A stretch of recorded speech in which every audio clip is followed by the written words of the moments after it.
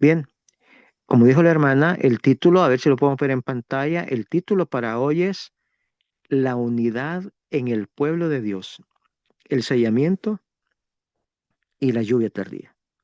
Ese es el título para este estudio. Es un tema muy importante, muy interesante. Y vamos a comenzar entonces leyendo lo que nos dice el libro de Efesios. Vamos a empezar con la palabra de Dios en el libro de Efesios, capítulo 4, versículo del 11 al 13. Y aquí dice, y él mismo, aquí está hablando de nuestro Señor Jesucristo, constituyó a unos apóstoles, a otros profetas, a otros evangelistas, a otros pastores y maestros, a fin de perfeccionar a los santos para la obra del ministerio, para la edificación del cuerpo de Cristo, hasta que todos lleguemos a la unidad de la fe y del conocimiento del Hijo de Dios, a un varón perfecto a la medida de la estatura de la plenitud de Cristo.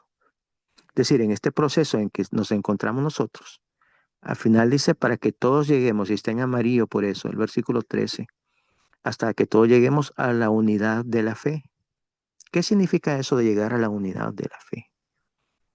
Pues como hemos leído en otros pasajes, una sola fe, una sola sistema de creencias, una sola verdad. Y quien nos está llevando a eso es Cristo.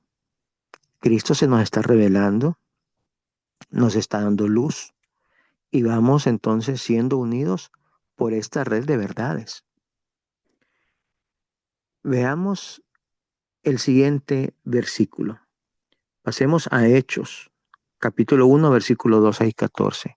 Este es el preámbulo de la lluvia temprana del Pentecostés y nos dice, versículo 12, entonces volvieron a Jerusalén desde el monte que se llamaba del Olivar, el cual está cerca de Jerusalén, camino de un día de reposo.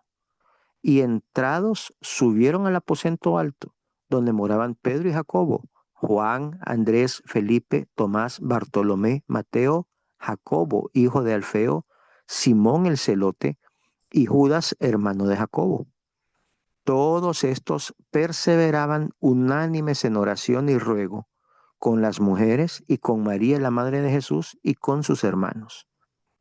Mira qué interesante. En el versículo anterior vimos que nos llama, en Hechos nos llama hasta que todos lleguemos a la unidad de la fe.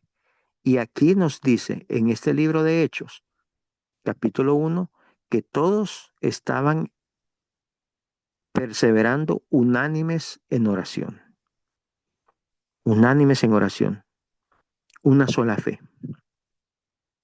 Veamos el siguiente pasaje en la Biblia también. Hechos 2, del 1 al 4 dice, y cuando llegó el día de Pentecostés, estaban todos unánimes juntos. Y de repente vino del cielo un estruendo como de un viento recio que soplaba, el cual llenó toda la casa donde estaban sentados, y se les aparecieron lenguas repartidas como de fuego, asentándose sobre cada uno de ellos. Y fueron todos llenos del Espíritu Santo, y comenzaron a hablar en otras lenguas, según el Espíritu les daba que hablasen. Es decir, que la situación en la que estaba el pueblo de Israel justo antes del Pentecostés era de unidad. Cristo quiere que que su pueblo esté unido. A eso nos está llamando. Vamos a ver la siguiente diapositiva. Mire lo que nos dice acá, hablando sobre el sellamiento. Dice, el sello de Dios no será nunca puesto en la frente de un hombre o una mujer que sean impuros. Nunca será puesto sobre la frente de seres humanos ambiciosos y amadores del mundo. Nunca será puesto sobre la frente de hombres y mujeres de corazón falso o engañoso. Todos los que reciban el sello deberán estar sin mancha delante de Dios y ser candidatos para el cielo. Cristo quiere unir a su pueblo, quiere unir al pueblo de Dios para poder ser sellado, para que no hayan errores doctrinales, para una vez siendo sellados, podamos recibir la lluvia tardía. Por eso el título de hoy, la unidad del pueblo de Dios, el sellamiento y la lluvia tardía.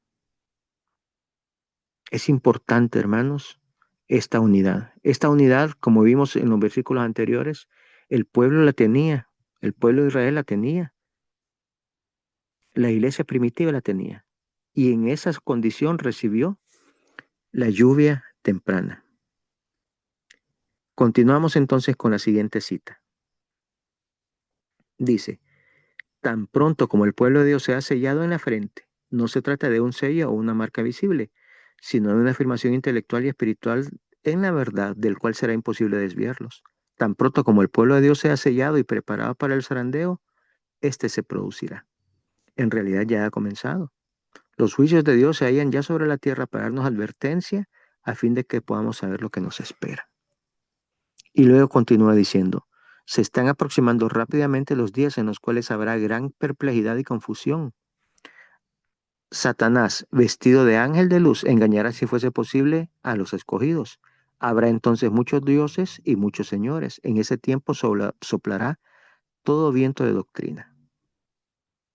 Entonces, mientras Cristo está tratando de unir a su pueblo para ser sellado, una vez el pueblo esté sellado, obviamente va a recibir la lluvia tardía. Y eso causará el zarandeo. Eso causará el zarandeo. El verdadero testimonio del mensaje del tercer ángel causará el zarandeo. Y por otro lado nos dice que Satanás entonces está tratando de que haya todo viento de doctrina. Está tratando de confundir al pueblo de Dios. Él sabe que queda poco tiempo. Él lo que está tratando de evitar es que el pueblo de Dios sea sellado, que el pueblo de Dios se una en las verdades. E introduce a veces enseñanzas falsas o crea divisiones dentro del remanente de Dios. Porque lo que trata de evitar es que haya unidad para que no seamos sellados. Y es que Él sabe, vamos a ver la siguiente diapositiva, Él sabe que el tiempo es corto, que el tiempo se acerca. Dice, porque es tiempo de que el juicio comience por la casa de Dios. Y si primero comienza por nosotros, ¿cuál será el fin de aquellos que no obedecen el Evangelio de Dios? O sea, el juicio comienza por nosotros, por su remanente en este caso, por lo que hemos quedado, ¿verdad? Por los adventistas del séptimo día. Empezamos nosotros la primera etapa del juicio. Los primeros sellados, podríamos decir entonces, son adventistas también. Pero hay que ir a predicar todavía. Salir de Babilonia, pueblo mío, Apocalipsis 18. Hay mucho pueblo de Dios que aún está en Babilonia, que a ellos hay que darles este mensaje y que van a comenzar y van a entender este mensaje también. Y eso es lo que Satanás precisamente está tratando de evitar ahorita, porque él conoce este versículo. Está tratando de evitar que este remanente se una. Y vamos a ver esta cita que viene a continuación. Esta es muy importante en este estudio de hoy, porque aquí nos va a enseñar en qué estamos unidos, qué es lo que nos une. Leamos, dice, vi una compañía pequeña que viajaba por una senda angosta. Todos parecían estar firmemente unidos, vinculados por la verdad, en agrupaciones o compañías. Dijo el ángel, el tercer ángel está atándolos o sellándolos en gavillas para el granero celestial. Esa pequeña compañía parecía agobiada, como si hubiese pasado por severas pruebas y conflictos. Parecía como que el sol acabara de salir detrás de una nube y resplandecía sobre sus rostros, dándoles aspecto triunfante, como si sus victorias estuviesen casi ganadas. Pero miren lo interesante acá. Así como leímos al inicio que los apóstoles estaban unidos, estos miembros de la iglesia primitiva estaban unidos, estaban unánimes juntos. Y en esa condición, hermanos, recibieron la lluvia temprana. Así nos está diciendo acá que nosotros también tenemos que estar unidos para el tiempo final, para recibir esta última lluvia tardía. Pero ¿qué nos tiene que unir? ¿Qué unía a la iglesia primitiva en aquel momento? ¿Y qué nos tiene que unir a nosotros ahorita? La verdad. La verdad es lo que nos tiene que unir. Estamos, como repito, en los últimos tiempos. Necesitamos estar preparándonos, hermanos, para los acontecimientos que vienen. Quizás estos últimos años sean los últimos años de paz que tendremos, o meses, no lo sé. Pero este tiempo de paz es para prepararnos para lo que viene, para el pequeño tiempo de angustia y luego la gran angustia. Las siete postreras plagas. Este es el momento, hermanos, en que tenemos que estar preparándonos. Tenemos que estar buscando esa unidad. Sin esa unidad no vamos a poder ser sellados. Y es el Espíritu Santo, es Cristo quien nos está guiando para estar unidos por la verdad, vinculados por la verdad, nos dice esta cita. Ahora, viene la siguiente pregunta. Vamos a ver la diapositiva. Entonces, ¿qué actitud debemos tener ante nuevas verdades? La mayor parte de estas citas, casi todas las que vamos a ver a continuación, hermanos, se encuentran en un libro titulado Consejos para Escritores y Editores. Y casi todas estas citas que vamos a ver a continuación están en el capítulo 4 de ese libro. Repito el nombre del libro, Consejos para Escritores y Editores. Y vamos a ver lo que nos dice la sierva del Señor. Es sumamente importante e interesante lo que ella escribió en ese libro, en ese capítulo. Vamos a verlo a continuación. Dice, mantener la verdad para no excluir la nueva luz. Es un hecho que tenemos la verdad y debemos mantenernos con tenacidad en las posiciones que no pueden ser modificadas. Pero no debemos mirar con sospecha cualquier luz nueva que Dios puede enviar y decir, realmente no podemos ver que necesitamos más luz que la vieja verdad que hasta ahora hemos recibido y en la cual estamos asentados.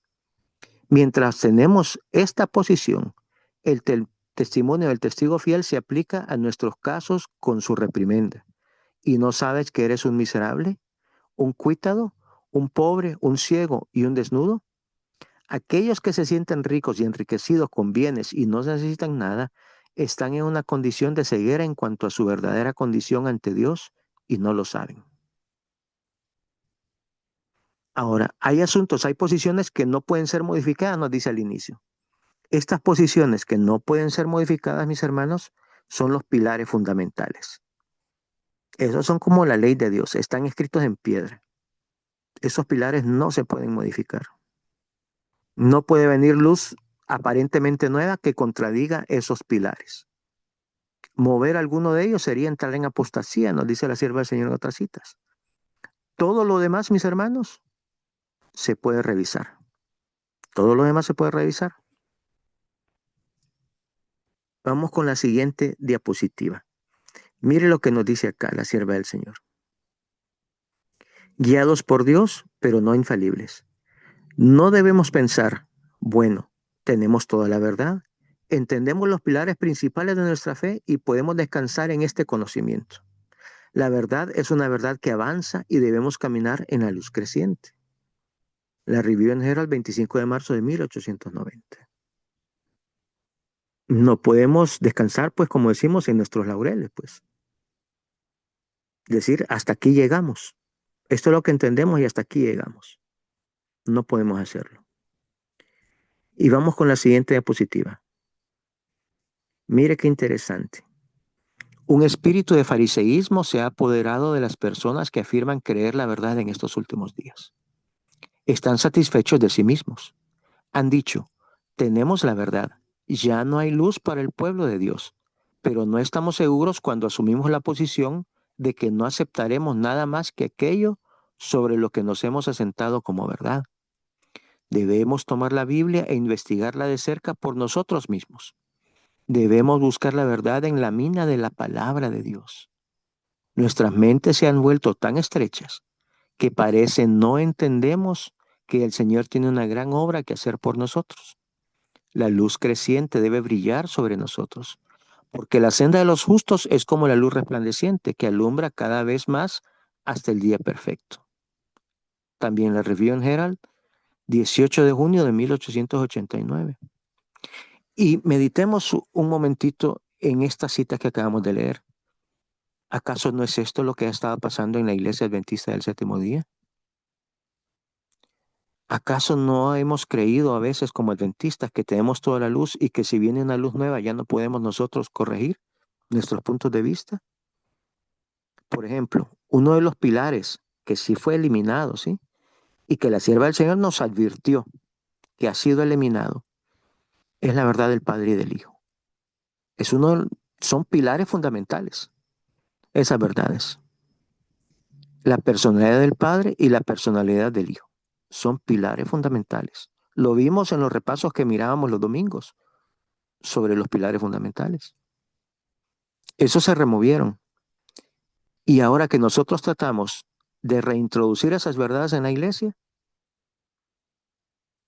hemos recibido ese espíritu de fariseísmo que dice esta cita. Como adventistas, estamos hablando en general, ¿sí? Nos hemos cerrado al revisar la luz. Somos la iglesia laodicense. Creyendo que estamos bien, en realidad no abrimos la mente, no dejamos que un escrito está guíe en nuestra mente. Hay muchos prejuicios. Vamos a ver la siguiente cita. Dice, el aferrarse a opiniones preconcebidas y negarse a aceptar esta verdad, la justificación de la fe, fue en gran parte el fundamento para la oposición manifestada en Minneapolis en contra del mensaje del Señor a través de los hermanos Waggoner y Jones. Al agitar tal oposición, Satanás tuvo éxito en alejar de nuestro pueblo en gran medida el poder especial del Espíritu Santo que Dios deseaba impartirles. El enemigo evitó esa eficacia que los pudo haber llevado a proclamar la verdad al mundo, así como lo hicieron los apóstoles en el día del Pentecostés. La luz que debía alumbrar la tierra con su gloria fue resistida, y por la acción de nuestra propia hermandad ha sido en gran manera oculta del mundo. Eso lo escribió Ellen White en las cartas de 1888. Ahora, miren qué interesante. Este evento fue en 1888, esta conferencia de Minneapolis. Para ese tiempo, los pioneros creían ya en la verdad del Padre y del Hijo. Sin embargo, Satanás también actuó en sus mentes para cerrarse a este nuevo mensaje, a esta otra luz, al verdadero mensaje de justificación por la fe. Dice la sierva del Señor que no haber sido por su intervención, Waggoner y Jones hubieran sido expulsados de la iglesia en esa conferencia que hubo. Ella los apoyó. Ellos tres empezaron a trabajar juntos. Y en los lugares donde iban, había gran revivimiento. Pronto la dirigencia se dio cuenta y entonces decidió separarlos. Mandan a Ellen White a Australia.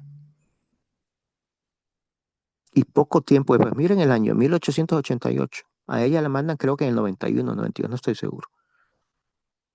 Y poco tiempo después entra la apostasía alfa con John Harvey Kellogg, por haber cerrado la mente a la nueva luz que estaba entrando.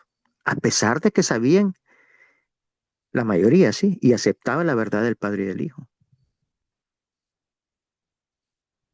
Dios siempre nos está dando nueva luz y tenemos la actitud correcta es revisar esa luz, no cerrarnos. Vamos con la siguiente diapositiva. Mire lo que nos dice acá. Hay muchas gemas aún por descubrir. Una nueva luz se revelará siempre en la palabra de Dios al que está en conexión viva con el sol de justicia. Que nadie llegue a la conclusión de que ya no hay más verdad por revelar. El buscador diligente y que ora de verdad encontrará preciosos rayos de luz que aún brillan de la palabra de Dios.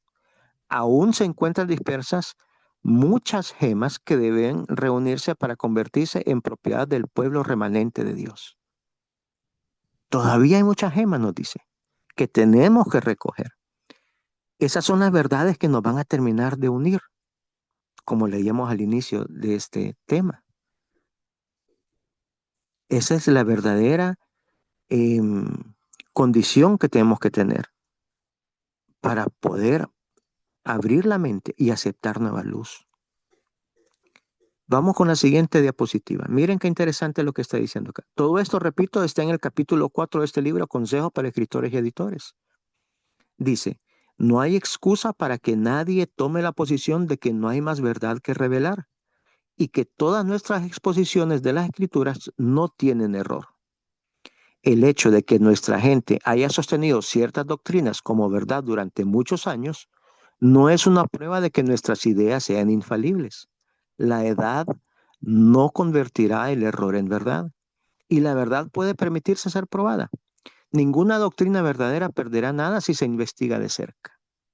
Review and Herald, 20 de diciembre de 1892. Es decir, no tengamos temor. La verdad, si es verdad, no hay problema que se examine. Por ejemplo, que alguien nos diga, examinemos el sábado o el estado de los muertos. No hay problema, investiguémoslo. Esa verdad no pierde nada con ser investigada. Pero quizá tenemos doctrinas, tenemos prejuicios. Y al aferrarnos a esos prejuicios, a veces no nos deja ver nueva luz. Ahora, hay que tener un equilibrio también. Miren esta otra cita. Vamos a continuación. Dice, vivimos tiempos peligrosos y no nos conviene aceptar todo lo que se dice que es verdad sin examinarlo a fondo. Tampoco podemos permitirnos rechazar cualquier cosa que dé los frutos del Espíritu de Dios, pero debemos ser dóciles, mansos y humildes de corazón. Hay quienes se oponen a todo lo que no está de acuerdo con sus propias ideas, y al hacerlo, ponen en peligro su interés eterno tan ciertamente como lo hizo la nación judía en su rechazo de Cristo. El Señor desea que nuestras opiniones sean puestos a prueba, para que veamos la necesidad de examinar de cerca los oráculos vivientes para ver si estamos o no en la fe. Muchos de los que afirman creer en la verdad se han tranquilizado y dicen, soy rico, he aumentado de bienes y no tengo necesidad de nada. Lo mismo que la iglesia laodicense, ¿eh? Entonces aquí nos dice, ojo, hay que tener cuidado. No podemos aceptar todo lo que dice ser nueva luz también. Tenemos que examinarlo a fondo. Pero si está sustentado, un escrito está. Si no violenta los pilares fundamentales, entonces, pues, revisémoslo al menos. Tengamos esa disposición de poder sentarnos y revisarlo, estudiarlo. No nos cerremos. Continuamos con otra cita. Dice, tenemos muchas lecciones que aprender y muchas, dice, que desaprender. Dios y solo el cielo son infalibles. Aquellos que piensan que nunca tendrán que renunciar a una vista apreciada, que nunca tendrán la oportunidad de cambiar de opinión, se sentirán decepcionados. Mientras nos aferremos a nuestras propias ideas y opiniones con determinada persistencia, no podremos tener la unidad por la que Cristo oró. ¿Podrán aquellos que son autosuficientes ver cómo el universo de Dios los considera? Si pudieran verse a sí mismos como Dios los ve, contemplarían tal debilidad, tal manifiesta falta de sabiduría, que clamarían al Señor para que sea su justicia, querrían esconderse de su vista. Y repito la parte de en medio, dice, mientras nos aferremos a nuestras propias ideas y opiniones con determinada persistencia, no podremos tener la unidad por la que Cristo oró. Cristo oró por nuestra unidad, pero esa unidad tiene que estar basada en la verdad. Y si nosotros cerramos nuestra mente, cerramos nuestra vista, difícilmente entonces va a poder revelarse esa verdad ante nosotros. El hecho que estemos acá, por ejemplo, creyendo en la verdad del Padre y el Hijo, es un ejemplo de lo que estamos hablando. ¿A cuántos hermanos no se le ha presentado esta verdad y la rechazan? Y por la gracia de Dios, solamente por la gracia de Dios, nosotros la hemos aceptado. A mí me ha tocado, hermanos, en varias ocasiones, por ejemplo, presentar a veces el tema de Daniel 12. Y muchas veces recibo negatividad, ¿verdad? Malos comentarios, a veces no me vuelven a invitar a algunos lugares. Pero es que tenemos esos prejuicios, que no dejamos que la palabra de Dios sea la que nos hable. Continuamos. Dice, en la siguiente diapositiva, futuros guardianes de la doctrina. Ese es el subtítulo. Y dice, la reprensión del Señor estará sobre aquellos que sean guardianes de la doctrina, que obstaculicen el camino para que no entre una mayor luz al pueblo.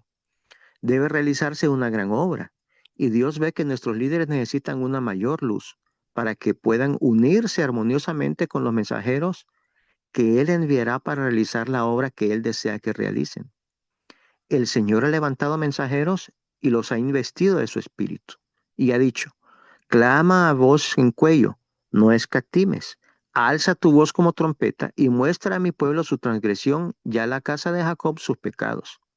Que nadie corra en riesgo de interponerse entre el pueblo y el mensaje del cielo. Hay mensajes que Dios quiere enviarnos a nosotros y a veces por esa mala actitud que tenemos no permitimos que esa verdad llegue. A veces nos interponemos incluso que llegue al mero pueblo de Dios. Y vamos a ver entonces la siguiente diapositiva. Dice: hay motivos para temer que no discriminen claramente entre la verdad y el error. Cuando no se inicien nuevas preguntas mediante la investigación de las Escrituras, cuando no surja ninguna diferencia de opinión que lleve a los hombres a escudriñar la Biblia por sí mismos, para asegurarse de que tienen la verdad, habrá muchos ahora, como en la antigüedad, que se aferrarán a la tradición y adorarán no saben qué. Se me ha mostrado que muchos de los que profesan tener conocimiento de la verdad presente no saben lo que creen, no comprenden las evidencias de su fe, no tienen una apreciación justa del trabajo en la actualidad. Cuando llegue el momento de la prueba, ahora hay hombres que predican a otros, quienes, al examinar las posiciones que ocupan, descubrirán que hay muchas cosas por las cuales no pueden dar una razón satisfactoria. Hasta que no se les probó así, no conocían su gran ignorancia. Es decir, es correcto que nos hagamos preguntas. Hay cosas que a veces uno no entiende. La Biblia aquí dice una cosa, pero acá dice otra, del mismo tema. Podemos escribir a algunos hermanos, preguntarle, llamarles por teléfono: hermano, ¿qué cree usted por esto? ¿Qué cree de esto? Yo creo así, yo creo así. Y sentarse entonces a estudiar la palabra de Dios. Aparentemente a veces se contradice, pero la palabra de Dios nunca se contradice, ni el espíritu de profecía.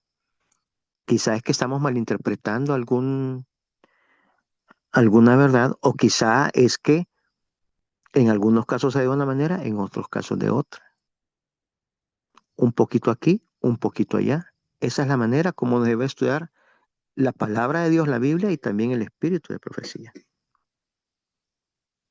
Pero no estar cerrados por prejuicios. Si un hermano viene con algún tema, con alguna luz, sentémonos, examinémoslo, revisemos, oremos, a ver si hay sustento, a ver si está basado en un escrito. Está. Pero no podemos cerrarnos de primas a primeras. Estaríamos entrando en una situación peligrosísima, así como entraron los pioneros adventistas, que rechazaron los mensajes de Waggoner y Jones, y después entró la apostasía en la iglesia. Satanás trata de que no haya unidad. Satanás trata de evitar que estemos siendo sellados para que no recibamos la ayuda tardía.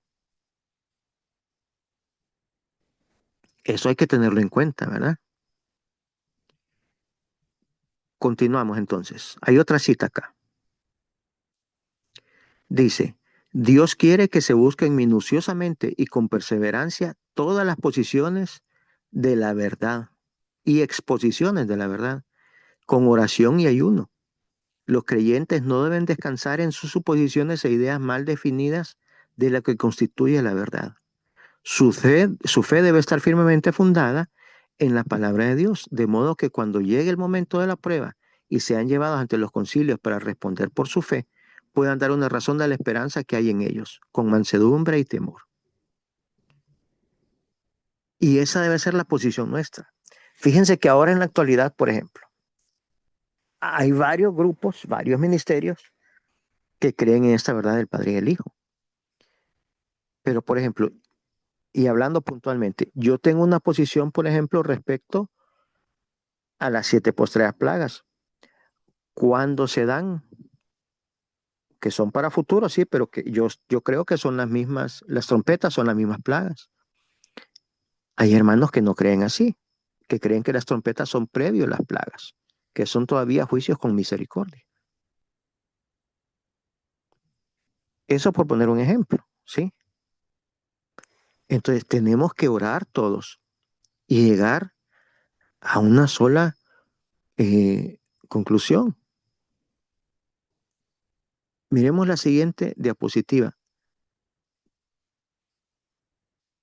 Esta cita de la sierva del Señor dice, Dios ha revelado verdades sagradas y santas para separar a su pueblo de los impíos y purificarlos para sí mismo. O sea, por medio de estas verdades, Él quiere purificarnos. Él quiere ir sellándonos, pues. Y estas verdades sagradas, dice, nos van separando de los impíos. Así es como está uniendo el Señor a su pueblo. Y veamos el caso a continuación. Quizá con esto podemos tener una mejor idea. Parece examen de oftalmología con esta letra más pequeñita, pero vamos a ver.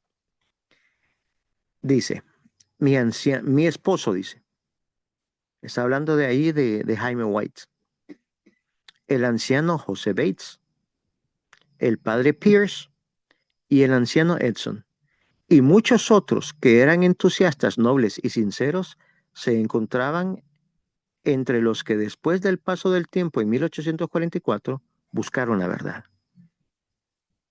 Vemos aquí un grupo de hermanos.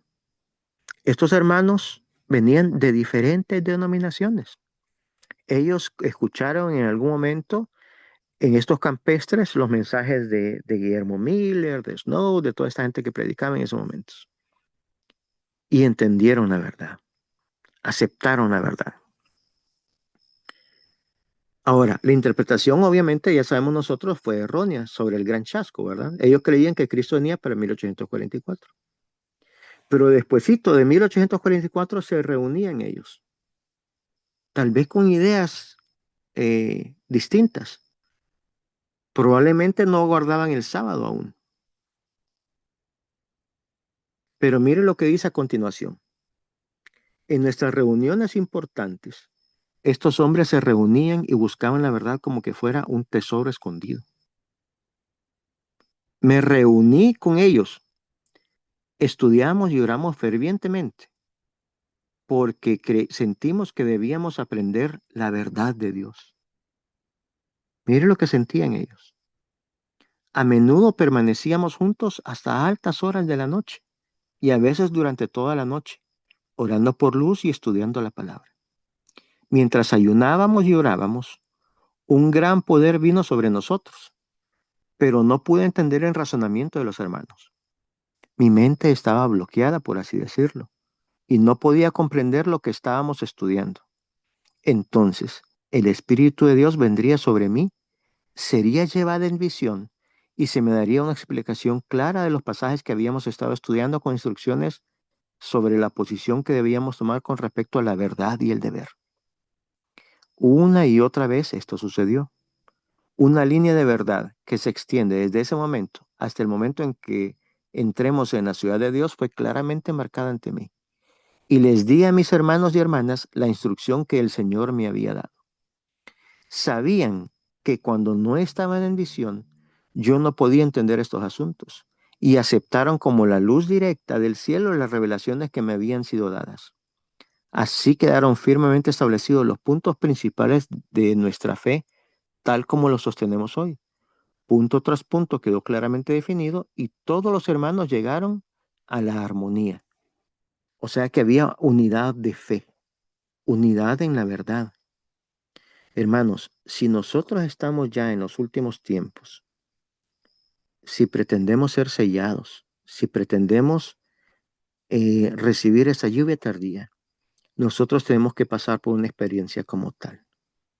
Gracias a Dios tenemos esas tecnologías, fíjense. Hay algún grupo de hermanos, por ejemplo, Yeser y su familia está en Carolina del Norte. Hay otros hermanos en España. La hermana Marta está en Nueva Zelanda. Hay hermanos en Sudamérica. Otros estamos aquí en Centroamérica. Otros quizá en el Caribe. Pero le damos gracias a Dios por esta tecnología. Pero yo creo, hermanos, que ya va siendo hora en que tuviéramos reuniones, no hasta una, reuniones donde ayunemos, donde clamemos a Dios, donde oremos, pidiendo que nos una en esas verdades.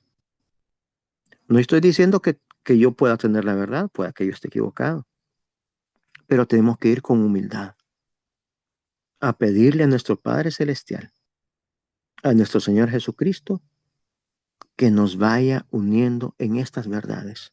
Hay muchas gemas aún por descubrir. Planteemos, reunámonos, estudiemos. Si algo está, si algo es verdad, pues va a estar ahí en la palabra de Dios. Si tal vez hemos tenido alguna idea con algún prejuicio y tenemos que cambiar nuestra manera de pensar, hagámoslo, hagámoslo, no tengamos temor, siempre y cuando esté todo, un escrito está, a la ley y al testimonio. Pero la posición que tenemos que tener es una posición de humildad, de estar dispuestos a ser guiados por el Espíritu Santo. Sería interesante, hermanos, que pudiéramos ir organizando ese tipo de reuniones con diferentes hermanos de diferentes ministerios, que tal vez no crean igual. No es necesario que creamos igual, pero plantear entonces, yo creo esto por esto y esto y esto, y el otro, yo creo esto por esto y esto y esto, y llegamos a orar, a estudiar,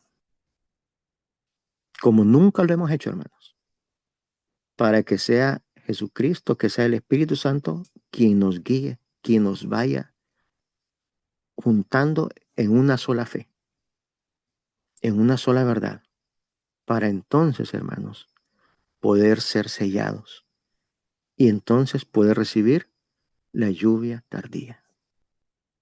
Por eso el título de hoy. Ese es el mensaje para esta tarde-noche. La actitud que tenemos que tener para poder ser sellados, hermanos. Estamos percibiendo que estamos en los últimos tiempos todos, que necesitamos hacer algo.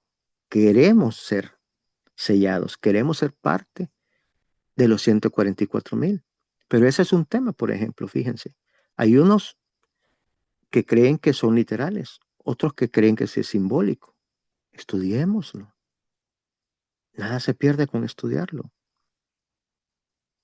Y si llegamos a un consenso, si vemos que hay eh, sustento bíblico o del espíritu de profecía, pues adoptemos la respuesta entonces que el espíritu de profecía o la Biblia nos está diciendo. No tengamos temor. Es necesario ya que nos vayamos uniendo, mis hermanos. Que Dios les bendiga, hermanos. Este es el mensaje que Dios me puso en mi corazón que compartiera en esta tarde-noche. Espero que sea de mucha bendición para ustedes, para aquellos que lo vayan a ver después. Y pedimos entonces una oración. Vamos a ver si la hermana Ángela tiene el micrófono habilitado o se le puede habilitar para que nos despida entonces en oración. A ver si paramos la grabación y luego la hermana Ángela ahora.